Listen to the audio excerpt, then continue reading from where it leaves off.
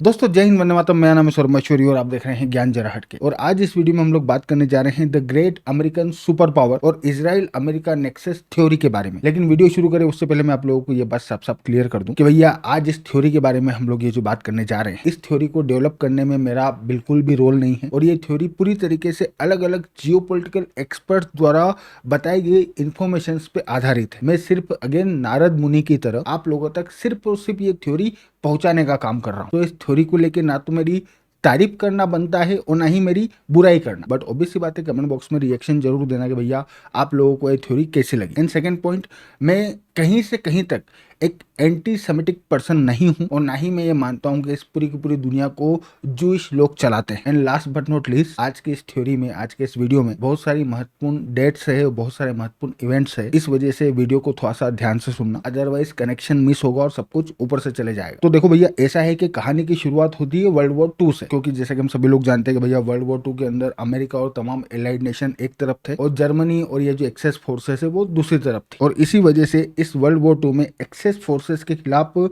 बेहतर तरीके से युद्ध लड़ने के मकसद से 13 जून 1942 को अमेरिका के अंदर ऑफिस ऑफ स्ट्रेटेजिक सर्विसेज, बोले तो ओएसएस नाम की एक संस्था की स्थापना की गई, जिसका काम था एक्सेस फोर्सेस के अगेंस्ट में इंटेलिजेंस गैदरिंग करना और उस बेहतर इंटेलिजेंस के बेसिस पे ये युद्ध जीतना, जो अल्टीमेटली हुआ भी। इस ऑर्गेनाइजेशन ने सिंगल हैंडेडली अपने बेहतर इंटेलिजेंस नेटवर्क के दम पे इस युद्ध का चेहरा बदल दिया। एलाइड फोर्सेस को एक्सेस फोर्सेस के अगेंस्ट में बेहतर जानकारी, बेहतर इंफॉर्मेशन और बेहतर इंटेलिजेंस प्रोवाइड कराई और इन्हीं सारी इंफॉर्मेशन और इंटेलिजेंस की मदद से एलाइड फोर्सेस ने वॉर जीती। नाउ अब इस वॉर को जीतने के बाद में ये जो ओएसएस नाम की संस्था बनाई गई थी, इस संस्था को डिसोल्व कर दिया गया और इसकी जगह एक एसएसयू नाम की यूनिट बनाई गई, जिसका काम इंटेलिजेंस गैदरिंग करना और ये सब कुछ नहीं था, बल्कि इसका सिर्फ और सिर्फ एक काम था और वो ये कि वर्ल्ड वॉर 2 के दौरान ये ओएसएस नाम की संस्था ने जो इंटेलिजेंस नेटवर्क बनाया था, उस इंटेलिजेंस नेटवर्क को मेंटेन करते हुए कैरी फॉरवर्ड करना, जो इसने किया। और इसके बाद अच्छे खासे लेवल पे विचार विमर्श करके 18 सितंबर 1947 को अमेरिका के अंदर सेंट्रल इंटेलिजेंस एजेंसी, बोले तो सीआईए की स्थापना की गई। और सीआईए की स्थापना के साथ ही अमेरिका के जितने भी इंटेलिजेंस नेटवर्क थे जो कि ओएसएस के दौरान बनाए गए थे और जिन्हें एसएसयू नाम की ऑर्गेनाइजेशन संभाल रही थी, वो सारे ही इंटेलिजेंस नेटवर्क की कमान सीआईए को सौंप दी गई। अच्छा, अब यहाँ पे एक सबसे महत्वपूर्ण बात ये है कि ये जो सीआईए की स्थापना अमेरिका के अंदर की गई, ये सीआईए भले ही एक नई ऑर्गेनाइजेशन थी, लेकिन इसको ऑपरेट करने वाले जो लोग थे, इसका जो नेटवर्क था, ये मेजोरिटी वही लोग थे जो कि वर्ल्ड वॉर 2 के दौरान ओएसएस नाम की संस्था को ऑपरेट कर रहे थे। सो भले ही नई ऑर्गेनाइजेशन बनी, लेकिन जो एक्चुअल पावर होल्डर्स थे वो पुराने वाले ही थे। नाउ अब जिस वक्त अमेरिका में ये सब कुछ हो रहा था, ठीक उसी वक्त दुनिया के ठीक अपोजिट साइड यानी कि मिडिल ईस्ट में ब्रिटेन और फ्रांस अपने अपने इकोनॉमिक और जियोपॉलिटिकल इंटरेस्ट को भुनाने में लगे हुए थे, क्योंकि हम सभी लोग जानते हैं कि भैया ओटोमन एम्पायर के पतन के बाद में मिडिल ईस्ट में ओटोमन एम्पायर का जितना भी हिस्सा था वो ब्रिटेन और फ्रांस के कंट्रोल में आ गया। सो इस इलाके में ये लोग अपने अपने जियोपॉलिटिकल इंटरेस्ट को सिक्योर कर रहे थे और इसी प्रक्रिया के तहत ब्रिटेन की ओर से अपने पुराने कमिटमेंट्स को भी पूरा करना शुरू किया गया, जैसे कि साल 1917 का बालाफोर्ट डिक्लेरेशन और उसके बाद में ब्रिटिश मैंडेट ऑफ पैलेस्टाइन। ये जो ब्रिटिश मैंडेट ऑफ पैलेस्टाइन और बालाफोर्ट डिक्लेरेशन मैंने आप लोगों को बोला है, ये बहुत शॉर्ट वे में मैंने आप लोगों को बताया है, अदरवाइज ये इतनी लंबी कहानी है कि 10 घंटे का वीडियो भी कम पड़े। लेकिन फिर भी ब्रिटिश मैंडेट ऑफ पैलेस्टाइन और बालाफोर्ट डिक्लेरेशन के तहत ब्रिटेन की ओर से पैलेस्टाइन की जमीन पे एक ये जो जूइश स्टेट बनाने की बात कही गई थी, ये जो कमिटमेंट किया गया था, उस प्रोसेस को धीरे धीरे शुरू कर दिया गया। और वर्ल्ड वॉर 2 के खत्म होने के बाद में जब यूनाइटेड नेशन की स्थापना की गई, तब तक क्योंकि ये पैलेस्टाइन वाला मुद्दा एक इंटरनेशनल इशू बन चुका था, इस वजह से ब्रिटेन की ओर से इस मुद्दे को यूनाइटेड नेशन में लेके जाया गया, ये सोचते हुए कि भैया अब जो भी है इंटरनेशनल कम्युनिटी सोल्व करे। अपना काम था रायता फैलाना, अपन ने फैला दिया। अच्छा, अब यहाँ पे एक बहुत इंटरेस्टिंग पॉइंट है जो कि आप लोगों को पता होना चाहिए, और वो ये है कि इस समय तक इजराइल और अमेरिका के बीच में कोई नेक्सस नहीं बना था, लेकिन क्योंकि वर्ल्ड वॉर 2 के दौरान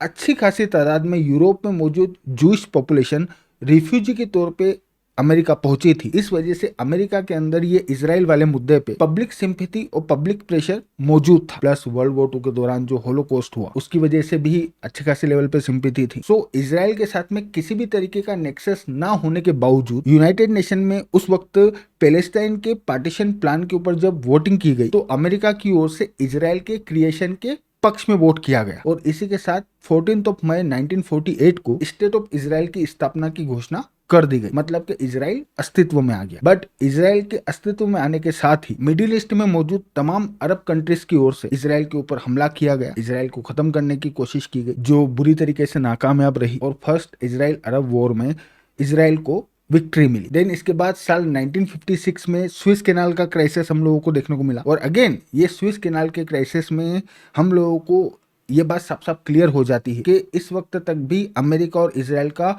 किसी भी तरीके का नेक्सस नहीं बना था, क्योंकि साल 1956 में हुए स्विस कैनाल के क्राइसिस के दौरान इजराइल ने अमेरिका के अगेंस्ट में ब्रिटेन और फ्रांस का साथ दिया और ओपन सपोर्ट, मिलिट्री डिप्लॉयमेंट और सब कुछ हुआ। देन इसके बाद आई 6 डे वॉर, जब जमाल अबुल नासिर की लीडरशिप में इजिप्ट की ओर से इजराइल के ऊपर हमला करने का प्लान बनाया गया। बट ये लोग अपने प्लान को एग्जीक्यूट करते उससे पहले ही इजराइल की ओर से इजिप्ट और अदर कंट्रीज के ऊपर हमला करके इस वॉर को शुरू किया गया और मात्र 6 दिन में इन्होंने ये वॉर जीत ली। बट अगेन ये 6 डे वॉर में जो घटनाक्रम हुआ उससे भी हमें एक बार फिर से ये बात देखने को मिलती है कि इस वक्त तक भी अमेरिका और इजराइल के बीच में कोई नेक्सस नहीं बना था, क्योंकि 6 डे वॉर में अमेरिका की ओर से ना तो डिप्लोमेटिक लेवल पे और ना ही हथियारों के मामले में इजराइल की कोई मदद की गई। इजराइल वालों ने ये वॉर अपने दम पे जीती। अच्छा, आप साल 1945 में जो वर्ल्ड वॉर 2 खत्म हुई, तो इस वर्ल्ड वॉर 2 के खत्म होने के साथ ही ये बात दुनिया में साफ साफ क्लियर हो गई कि इस वक्त तक दुनिया के अंदर जो सुपर पावर कंट्रीज हुआ करती थी, जैसे कि ब्रिटेन और फ्रांस, अब सिर्फ यही सुपर पावर कंट्रीज नहीं होगी, बल्कि इनके अलावा भी कुछ और देश हैं जिनके बीच पावर डिस्ट्रीब्यूट होगा, जैसे कि अमेरिका और सोवियत यूनियन। प्लस इस वक्त तक ये बात समझ में आ गई थी कि भैया ये जो ओल्ड सुपर पावर हैं ये अब डिक्लाइनिंग फेस में है, लेकिन अब ये सुपर पावर नहीं है, ये बात इस वक्त तक क्लियर नहीं थी। ये क्लियर हुआ स्विस कैनाल क्राइसिस के वक्त, जब अमेरिका वालों ने ब्रिटेन और फ्रांस की लंका लगाई और उसके बावजूद ब्रिटेन और फ्रांस कुछ भी नहीं कर सके। बट क्योंकि वर्ल्ड वॉर 2 के बाद में अमेरिका भी एक ग्लोबल पावर के तौर पे उभर के सामने आ गया था, और क्योंकि स्टेट ऑफ इजराइल के अस्तित्व में आने के इमीडिएट बाद अरब कंट्रीज की ओर से इजराइल के ऊपर हमला किया गया, इस वजह से उस वक्त इजराइल की जो गवर्नमेंट थी, जो लोग इजराइल को ऑपरेट कर रहे थे, उन लोगों को ये बात बहुत अच्छी तरीके से समझ में आ गई कि भाई अगर हम लोगों को सर्वाइव करना है तो उसके लिए हम लोगों को ये जो ग्लोबल पावर्स हैं इनका सपोर्ट लगेगा, स्पेशली अमेरिका, क्योंकि वो उस वक्त एक उभरता हुआ सुपर पावर था और उसी ने टेक्निकली ये एलाइड नेशंस को ये वर्ल्ड वॉर 2 जितवाई थी। सो इसी वजह से अमेरिका के अंदर पॉलिटिकल इन्फ्लुएंस गेन करने के मकसद से साल 1948 में इजराइल की ओर से यशाया एल केनिन नाम के एक इजरायली जर्नलिस्ट, जो कि जायनिस्ट मूवमेंट का हिस्सा हुआ करते थे, इन्हें पॉलिटिकल एडवाइजर और लॉबिस्ट के तौर पे इजराइल की ओर से यूएसए के अंदर अपॉइंट किया गया, और इन्होंने ही आगे चल के साल 1951 में एपेक, बोले तो America Israel public affair committee नाम की ऑर्गेनाइजेशन की स्थापना करी, और ये वही ऑर्गेनाइजेशन है जिसने अमेरिका और इजराइल के रिश्तों की नींव रखी। बट अगेन ये सब कुछ इजराइल वाले उस वक्त कर रहे थे, लेकिन at the same time CIA के बनने के बाद में, अच्छा ये जो सीआईए है इसके बारे में आप लोगों को ये एक और बात है जो पता होना चाहिए कि वर्ल्ड वॉर 2 के दौरान ओएसएस नाम की वो जो फर्स्ट इंटेलिजेंस एजेंसी अमेरिका की ओर से बनाई गई थी, उस इंटेलिजेंस एजेंसी को बनाते वक्त अमेरिका की उस वक्त की जो गवर्नमेंट थी उसके पास ऐसे इंटेलिजेंस एजेंसी से संबंधित कोई डेडिकेटेड लोग नहीं थे। सो उस वक्त के प्रेसिडेंट ने उनके पास जो बेस्ट पॉलिटिकल कॉन्टेक्ट उनके थे, उन पॉलिटिकल कॉन्टेक्ट को बुला के ये ओएसएस नाम की ऑर्गेनाइजेशन की जवाबदारी उन्हें सौंप दी। तो ओएसएस नाम की ये जो इंटेलिजेंस ऑर्गेनाइजेशन वर्ल्ड वॉर 2 के दौरान बनी, इस ऑर्गेनाइजेशन को ऑपरेट करने वाले जो लोग थे वो एक्चुअली में पॉलिटिकल बैकग्राउंड से थे और अमेरिकन पॉलिटिक्स के जो पावर कॉरिडोर है इसमें ऑपरेट करते थे, और इन्हीं लोगों को इस ऑर्गेनाइजेशन की जवाबदारी मिल गई, और यही वो लोग थे जिन्हें बाद में सीआईए की जवाबदारी भी दी गई। So according to this theory ऐसा कहा जाता है कि ओएसएस और सीआईए को ऑपरेट करने वाले ये जो लोग थे, क्योंकि ये पॉलिटिकल पावर बैकग्राउंड से बिलोंग करते थे, और क्योंकि वर्ल्ड वॉर 2 के दौरान ओएसएस ने एक बहुत अहम रोल अदा किया और इंटेलिजेंस की मदद से इन लोगों ने वॉर का रुख बदल दिया। इस वजह से उस वक्त उन पॉलिटिकल एलिट्स को जिनके हाथ में ये ओएसएस नाम की ऑर्गेनाइजेशन की जवाबदारी थी, ये बात बहुत अच्छी तरीके से समझ में आ गई कि अगर वो चाहें और सही तरीके से ऑपरेट करें तो इस इंटेलिजेंस नेटवर्क की मदद से वो पूरी की पूरी दुनिया को ऑपरेट कर सकते हैं। और यही वो पल है जब अमेरिका के अंदर डीप स्टेट का जन्म हुआ, जिसे बाद में आगे चल के सीआईए की जवाबदारी सौंप दी गई, और क्योंकि इन पॉलिटिकल एलिट्स के मुंह उस वक्त खून लग चुका था, और क्योंकि बाद में सीआईए की जवाबदारी भी इन्हीं के पास आई, इस वजह से अगेन ऐसा कहा जाता है कि साल 1950 या 1951 में सीआईए के बनने के लगभग 4 साल बाद इन लोगों ने ये डिसाइड किया कि भैया अमेरिका जो है, अमेरिका को अपने को पूरी की पूरी दुनिया में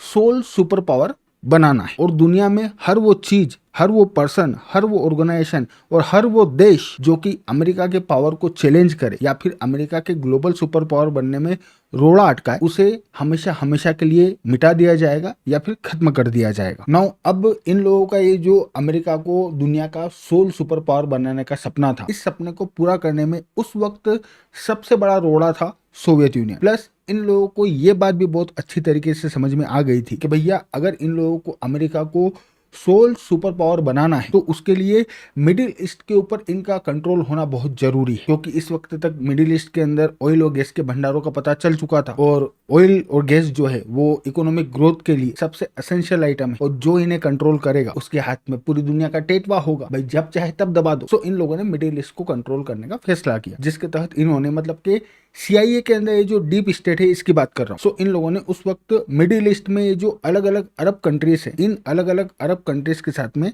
अमेरिका के अलायंस को बिल्ड करना शुरू किया। बट ये जो वर्ल्ड वॉर 1 और वर्ल्ड वॉर 2 का पूरा घटनाक्रम हुआ, उस पूरे के पूरे घटनाक्रम से एक बात साफ साफ क्लियर हो चुकी थी कि ये जो मिडिल ईस्ट है और मिडिल ईस्ट के अंदर ये जो अरब वर्ल्ड है, इनके साथ में आप पार्टनरशिप कर सकते हो लेकिन इनसे लॉयल्टी एक्सपेक्ट नहीं कर सकते। ये पैसे और पावर के लिए एक दूसरे को काटने को तैयार है और ये बात इन्होंने वर्ल्ड वॉर 1 और वर्ल्ड वॉर 2 में एक दूसरे को काट के साबित करी। सो भले ही अरब वर्ल्ड के साथ में यूएस गवर्नमेंट का अलायंस बन चुका था, लेकिन इसके बावजूद इन लोगों को परमानेंट चेक देने के लिए, इन लोगों के गले में पट्टा डालने के लिए अमेरिका का ये जो डीप स्टेट है, अमेरिका के इस डीप स्टेट को मिडिल ईस्ट के अंदर एक सबसे भरोसेमंद, विश्वसनीय ऐसा पार्टनर जिसके ऊपर आंख बंद करके भरोसा किया जा सके और जो किसी भी सूरत में अमेरिका का साथ ना छोड़े, इस टाइप का पार्टनर इन लोगों को चाहिए था। And at the same time Israel वालों को ये बात साफ साफ समझ में आ गई थी कि भाई दुनिया जो है, दुनिया के अंदर अब दो ही बड़े पावर हैं, एक अमेरिका और दूसरा Soviet union. Plus middle east में इजराइल के आसपास ये जितनी भी अरब कंट्रीज है, ये तमाम अरब कंट्रीज इजराइल को खत्म करना चाहती है। ये लोग नहीं चाहते कि इजराइल एग्जिस्ट करे और इजराइल के खात्मे के नाम पे ही इन अरब कंट्रीज के अंदर पावर आता है और जाता है। इस वजह से इजराइल को इन अरब कंट्रीज से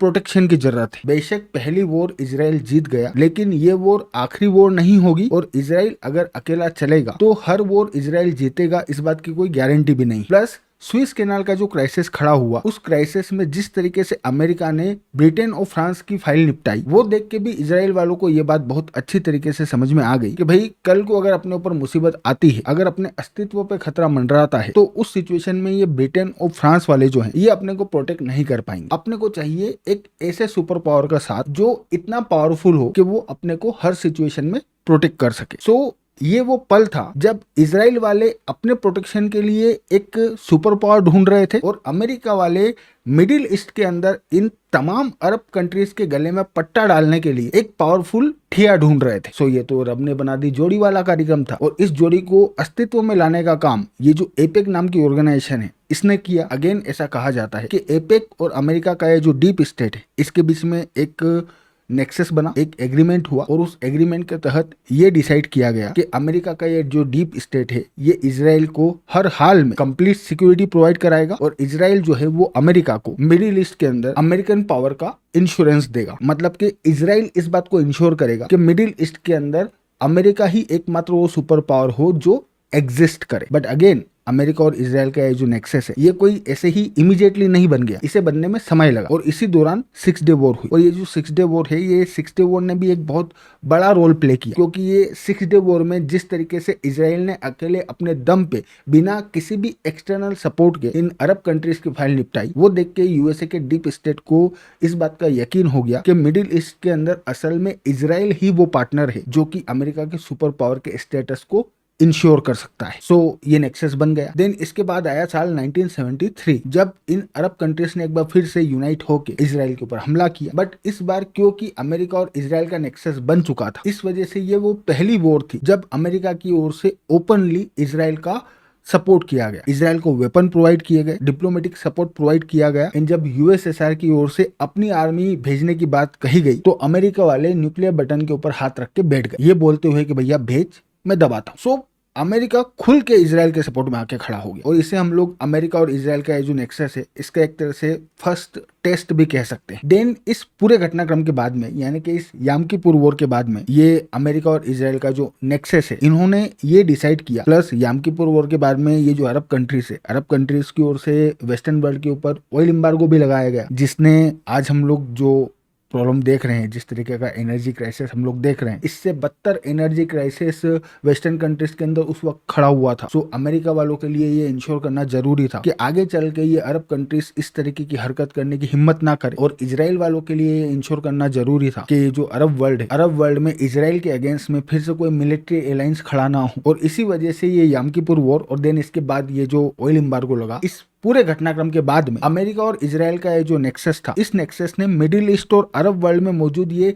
जितनी भी कंट्रीज है, इन तमाम कंट्रीज को दो ग्रुप्स में डिवाइड किया। पहला ग्रुप वो जिसमें उन कंट्रीज को डाला गया जिनके साथ में अमेरिका के ऑलरेडी अच्छे डिप्लोमेटिक रिलेशन है और जिन्हें डिप्लोमेटिक रिलेशन की मदद से कंट्रोल और मैनेज किया जा सकता है। एंड सेकेंड ग्रुप वो था जिसमें उन कंट्रीज को डाला गया जहां पे अथॉरिटेरियन रिजीम है, मतलब अथॉरिटेरियन रिजीम तो सभी जगह है, बट ऐसी रिजीम्स जो कि एंटी अमेरिका और एंटी इजराइल है, जो अमेरिका के पावर को चैलेंज करने का काम करती है और इजराइल के लिए थ्रेट क्रिएट करती है या फिर आगे चल के थ्रेट बन सकती है। इस टाइप की कंट्रीज की इन लोगों ने लिस्ट बनाई, जिसमें टोटल मिला के 6 नाम थे: Iraq, Syria, Lebanon, Libya, Somalia और सूडान। और आगे चल के ईरान के अंदर जब शाह का तख्ता पलट हुआ और ईरान के अंदर जब ये रेडिकल इस्लामिक गवर्नमेंट आके बैठी, जिसने इजराइल और अमेरिका के खिलाफ हॉस्टाइल माहौल क्रिएट किया, हॉस्टाइल पोजीशन ली, तो उसके बाद ईरान का नाम भी इस लिस्ट में डाल दिया गया। और ये जो डीप स्टेट और इजराइल का नेक्सस है, इनके द्वारा ये डिसाइड किया गया कि अगर अपने को मिडिल ईस्ट के अंदर, अरब वर्ल्ड के अंदर अमेरिका के पावर को इंश्योर करना है, प्लस इजराइल को परमानेंट सिक्योरिटी प्रोवाइड कराना है, तो उसके लिए इन 7 कंट्रीज को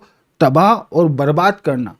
जरूरी है। इनके अंदर तख्ते पलट कर दो, इनकी इकोनॉमी तबाह कर दो, इनकी ऐसी हालत कर दो कि ये बिल्कुल उभर ही ना पाए। सो इन लोगों का ये प्लान था और ये प्लान इन लोगों ने उसी वक्त बना लिया था, बट इसे इन लोगों ने एग्जीक्यूट नहीं किया। क्यों एग्जीक्यूट नहीं किया? क्योंकि उस वक्त अमेरिका सोल सुपर पावर नहीं था। असल में अमेरिका के काउंटर बैलेंस में दुनिया के अंदर एक और सुपर पावर था, बोले तो सोवियत यूनियन, जिसका लगभग इन तमाम कंट्रीज के साथ में अलायंस था। और अगर ये लोग यहाँ पे इन्वॉल्व होते तो बहुत बड़े लेवल पे कलेश फैलता। प्लस इसी टाइम पीरियड में जो केनेडी की फाइल निपटी और ये जो वियतनाम वॉर हुई, इन दोनों ही इवेंट्स की वजह से अमेरिका के अंदर अमेरिका का ये जो डीप स्टेट है, ये एक तरह से एक्सपोज हो गया। मार्केट में ये बात निकल के आ गई, मार्केट में मतलब कि सत्ता के गलियारों में ये बात निकल के आ गई कि भैया अमेरिका की जो गवर्नमेंट है उसके फैसलों पे डीप स्टेट का बहुत ज्यादा इन्फ्लुएंस होता है। इस वजह से केनेडी की मौत और ये वियतनाम वॉर के बाद अमेरिका के अंदर जितने भी प्रेसिडेंट आए, उन्होंने खुद को ये डीप स्टेट से डिस्टेंस कर लिया। सो अब इनके प्लान एग्जीक्यूट नहीं हो सकते थे, बट अभी से इनकी अच्छी किस्मत कहो या कुछ भी, प्लस इस बात के भी हाई चांसेस है कि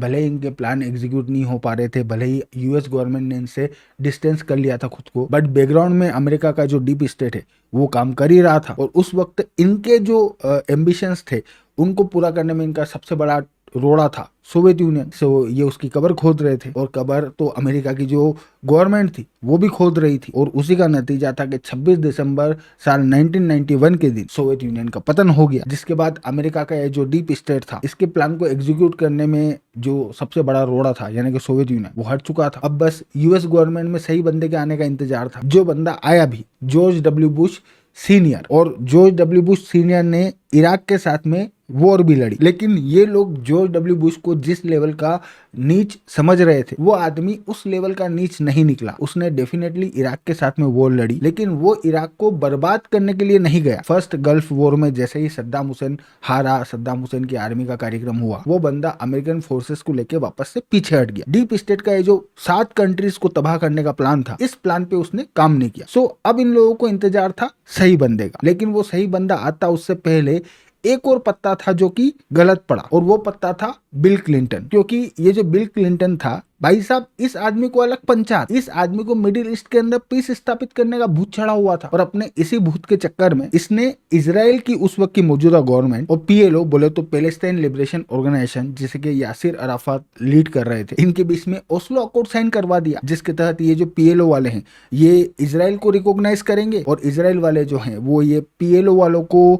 पैलेस्टाइन का रिप्रेजेंटेटिव मानेंगे। प्लस टू स्टेट सोल्यूशन की ओर भी आगे बढ़ेंगे। मतलब यहाँ पे शांति, पीस और इन चीजों की बात होने लगी, जो ऑब्वियसली बात है, ना तो अमेरिका के डीप स्टेट को रास आ रहा था और ना ही इजराइल के उन लोगों को रास आ रहा था जिन्होंने डीप स्टेट के साथ में नेक्सस बनाया। भाई नेक्सस बनाने का मकसद ही यही था कि कॉम्प्रोमाइज ना करना पड़े, अपना एक छत्र राज चले। सो अब इन्होंने किया नहीं किया ये तो अपने को नहीं मालूम, लेकिन इजराइल के वो प्राइम मिनिस्टर जिन्होंने ओस्लो अकॉर्ड साइन किया था, उस बेचारे की फाइल निपटा दी, असासिनेशन हो गया उसका। देन इसके बाद बेंजामिन नेतन्याहू पिक्चर में आते हैं। साल 1996 में वो इजराइल के प्राइम मिनिस्टर बनते हैं और वो इंट्रोड्यूस करते हैं अ क्लीन ब्रेक डॉक्ट्रिन, जो एग्जैक्टली यही बोलती है कि एक तो ये जो ओस्लो अकॉर्ड में पीस वीस की बात हुई, इससे अपने को दूर जाना है, पैलेस्टाइन को रिकॉग्नाइज करना, फकोग्नाइज करना, टू स्टेट सॉल्यूशन करना, इन सब फालतू चीजों में अपने को नहीं पड़ना है। और ये जो 7 देशों की लिस्ट बनाई गई थी, इनका अपने को कार्यक्रम करना है, प्लस तुर्की और जॉर्डन जैसे देशों के साथ में अलायंस बनाना है। सो बेंजामिन नेतन्याहू जब इजराइल के प्राइम मिनिस्टर बने तो ये क्लीन ब्रेक डॉक्ट्रिन ये लेके आए। बट अब समस्या थी कि इजराइल के अंदर तो सही बंदा प्राइम मिनिस्टर बन चुका था, लेकिन अमेरिका के अंदर लफड़ा चल रहा था। अमेरिका में बिल क्लिंटन बैठा हुआ था, तो अब इनके पास इंतजार करने के अलावा कोई समाधान नहीं। सो इन लोगों ने इंतजार किया अमेरिका के अंदर सही आदमी के प्रेसिडेंट बनने का, और किस्मत से साल 2001 में सही आदमी प्रेसिडेंट बन भी गया, जॉर्ज डब्ल्यू बुश सीनियर का छोरा, जो अपने पिता से नीचता के मामले में 10 कदम आगे था। और अमेरिका का ये जो डीप स्टेट है, इनके साथ में इनके संबंध बहुत अच्छे थे, प्लस अमेरिका का ये जो मिलिट्री इंडस्ट्रियल कॉम्प्लेक्स है, जो अगेन डीप स्टेट का ही हिस्सा है, उसकी इनको बैकिंग थी। सो अब सही बंदा इजराइल में भी था और सही बंदा अमेरिका में भी था, बस अब इंतजार था शुरू करने का। और किस्मत देखो कि उस वक्त 9/11 का आतंकवादी हमला हो गया, और जैसे ही वो आतंकवादी हमला हुआ उसके इमीडिएट बाद इन लोगों की ओर से ये फैसला किया गया कि भैया अपन लोगों ने ये जो लिस्ट बनाई है 7 कंट्रीज की, इस लिस्ट को अपने को एग्जीक्यूट करना है। Iraq, Syria, Lebanon, Libya, Somalia, Sudan और ईरान, इन कंट्रीज को अपने को तबाह करना है, बर्बाद करना है। अमेरिकन आर्मी के एक ऑफिसर है वेस्ली क्लर्क, उन्होंने साल 2003 में ये बात पब्लिक करी थी कि भाई साल 2001 में एक लिस्ट बनाई गई थी जिसमें इन 7 कंट्रीज के नाम लिखे हुए थे, और यूएस का जो सिस्टम है, यूएस गवर्नमेंट का जो सिस्टम है, उसमें ये फैसला किया गया था कि अगले 5 सालों में हम लोगों को इन तमाम कंट्रीज के अंदर तख्ता पलट करके, तबाह बर्बाद करके इन कंट्रीज को पूरा कार्यक्रम करना है। ऑब्वियसली बात है 5 सालों में तो नहीं हो पाया, बट अगर आप नोटिस करोगे तो साल 2001 के बाद से लेके अब तक इन 7 कंट्रीज में से 6 कंट्रीज को पूरी तरीके से तबाह और बर्बाद किया जा चुका है, और ईरान इस लिस्ट में वो आखिरी देश है जिसे तबाह और बर्बाद करना बाकी था। और आज ये जो वॉर हो रही है, ये असल में इसी लिस्ट को कंप्लीट करने के मकसद से हो रही। सो ये पूरी की पूरी थ्योरी है। अब मुझे आप लोग बताइएगा कि ये थ्योरी आप लोगों को कैसी लगी। अगर मैंने कहा था ये थ्योरी भी कन्विंसिंग है, इसके बाद वाली भी कन्विंसिंग है। मुझे कमेंट बॉक्स में बताइएगा कि आपको कैसा लगा और क्या अगली थ्योरी और सुनने का मूड है। बाकी तो मैं हूँ आपका दोस्त सर, और आप देख रहे थे ज्ञान जरा हटके। Thank you for watching, I really appreciate your time.